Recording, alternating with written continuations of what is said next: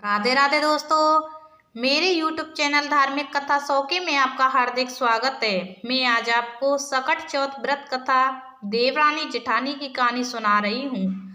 सकट चौथ को लेकर कई कथाएं प्रचलित हैं। यहाँ हम आपको बताएंगे सकट चौथ की देवरानी जेठानी वाली कहानी। सकट चौथ व्रत महिलाएं अपनी संतान की लंबी आयु और खुशहाल जीवन के लिए रखती हैं। साथ ही इस व्रत को करने से व्यक्ति की सारी मनोकामनाएं पूर्ण हो जाती हैं। इस दिन भगवान गणेश की पूजा की जाती है। पूजा के समय गणेश भगवान की ये पावन कथा पढ़ना बिल्कुल भी ना भूलें। जानिए कैसे गणेश जी की कृपा से देवरानी को मिला पुण्य फल तो जेठानी को मिली सजा। तो सकट चौथ का व्रत कल है, यानी 29 जनवरी को, यानी सोमवार को है। एक समय की बात है, एक शहर में देवरानी जेठानी रहती थी। देवरानी गरीब थी और जेठानी बहुत अमीर थी। देवरानी गणेश जी की बड़ी भक्त थी। देवरानी का पति जंगल से लकड़ी काटकर उसे बेचता था और अक्सर बीमार रहता था। देवरानी अपनी जेठानी के घर का सारा काम करती और बदले में जेठानी उसे बचा हुआ खाना, पुराने कपड़े आदि दे देती थी।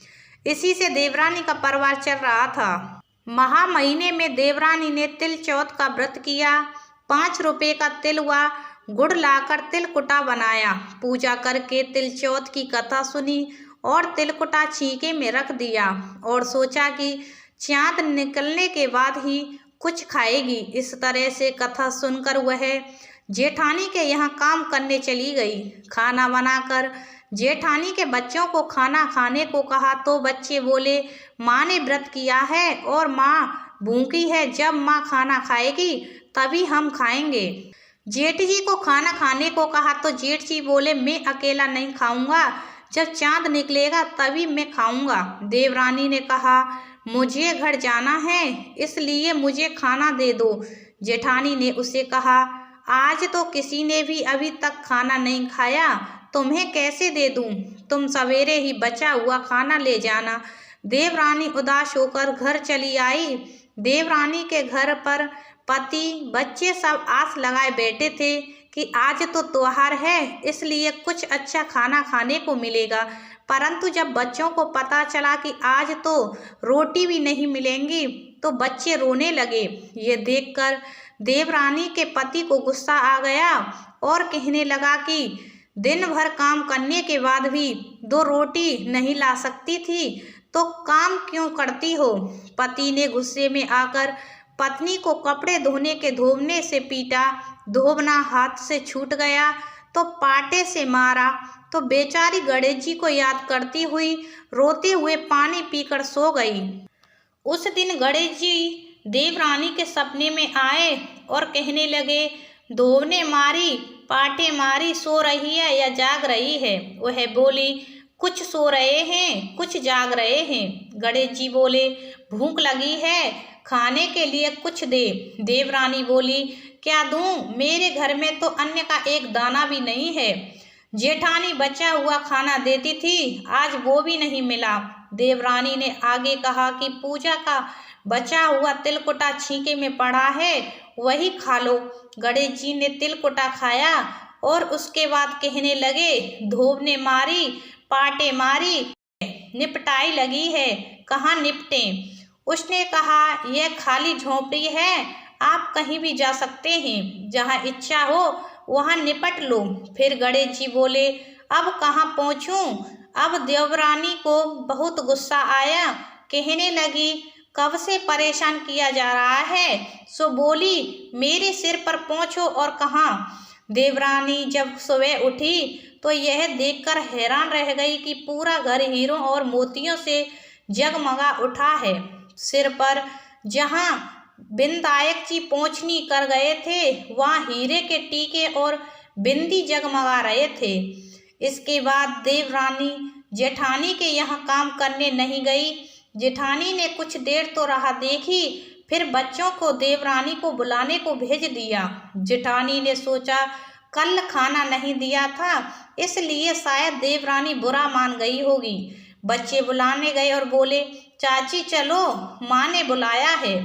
दुनिया में चाहे कोई मौका चूक जाए, पर देवरानी जेठानी आपस में कहने का मौका नहीं छोड़ती हैं।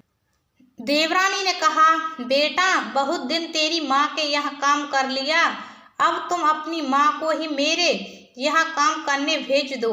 बच्चे ने घर जाकर माँ से कहा कि चाची का पूरा घर हीरों और मोतियों से जगमगा उठा है। जेठानी दौड़कर देवरानी के घर गई और पूछा कि सब कैसे हो गया। देवरानी ने जेठानी को सब बता दिया, जो भी उसके साथ हुआ था। घर लौटकर जेठानी कुछ सोचा और अपने पति से कहने लगी, आप मुझे धोबने और पाटे से मारो। उसका पति बोला कि भली मानस, मैंने तो कभी तुम पर हाथ नहीं उठाया, मैं तुम्हें धोबने और पाटे से कैसे मार सकता हूँ। वो नहीं मानी और जिद करने लगी। जेठ ने बोला, संपत्ति में विपत्ति क्यों मांगती है, और जिद करने लगी। मजबूरन पति को उसे मारना पड़ा। मार खाने के बाद उसने ढेर सारा घी डालकर चूरमा बनाया और छींके में रख सो गई। रात विधायक जी जेठानी के सपने में आए और कहने लगे कि उन्हें भूख लगी है, मैं क्या खाऊं। जेठानी ने कहा, हे भगवान गणेश, आपने मेरी देवरानी के घर पर एक चुटकी सूखा तिलकुटा खाया था, मैंने तो झरते घी का चूरमा बनाया है और आपके लिए छींके में रखा है। फल और मेवे भी रखे हैं, जो चाहे खा लो। गणेश जी बोले, अब निपटे कहाँ। जेठानी बोली, उसके यहाँ एक टूटी हुई झोंपड़ी थी, मेरे यहाँ एक उत्तम दर्जे का महल है, जहाँ चाहो निपटो। फिर गणेश जी ने पूछा, अब पहुँचूं कहाँ। वो है बोली, मेरे ललाट पर बड़ी सी बिंदी लगाकर पहुँच लो। धन की भूखी जेठानी सुबह जल्दी उठ गई। सोचा घर हीरे जवाहरात से भर चुका होगा, लेकिन उसने देखा कि उसका पूरा घर बदबू, उसके सिर पर भी बहुत सी गंदगी लगी हुई थी। उसने कहा, हे गणेश जी महाराज, ये आपने क्या किया, मुझसे रूठे और देवरानी पर टूटे। जेठानी ने घर की साफ सफाई करने के बहुत कोशिश की, परंतु गंदगी और ज़्यादा फैलती गई। जेठानी के पति को मालूम चला तो वो बहुत गुस्सा हुआ और बोला, तेरे पास इतना सब कुछ था, फिर तेरा मन नहीं भरा। परेशान होकर चौथ के विधायक जी गणेश जी से मदद की विनती करने लगी। बोली, मुझसे बड़ी भूल हुई, मुझे क्षमा करो। विधायक जी ने कहा, देवरानी से जलने के कारण जो तूने किया है, उसी का फल तुझे मिला है। अब तू अपने धन में से आधा उसे देगी, तभी यह सब साफ होगा।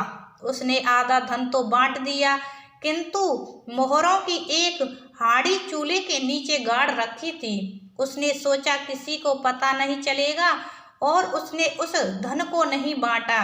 जेठानी ने गणेश जी से कहा, चौथ विधायक जी, अब तो अपना ये विकराम समेटो। वे बोले, पहले चूल्हे के नीचे गड़ी हुई मोहरों की हाड़ी और ताक में रखी हुई सुई की पांति कर देवरानी को दे दे। इस प्रकार विधायक जी ने सुई जैसी छोटी चीज का भी बंटवारा करवाकर अपनी माया समेटी। हे गणेश जी महाराज, जैसी आपने देवरानी पर कृपा करी, वैसी सब पर करना। कहानी कहने वाले, सुनने वाले और हुंकार भरने वाले सब पर कृपा करना, किंतु जेठानी को जैसी सजा दी वैसी किसी को मत देना। तो सभी भक्तों को ये कहानी पसंद आई होगी, तो सभी को प्रेम से बोलना है, गणेश जी महाराज की जय। मेरी वीडियो पसंद आई हो तो ज़्यादा से ज़्यादा लोगों में शेयर करें, सब्सक्राइब करें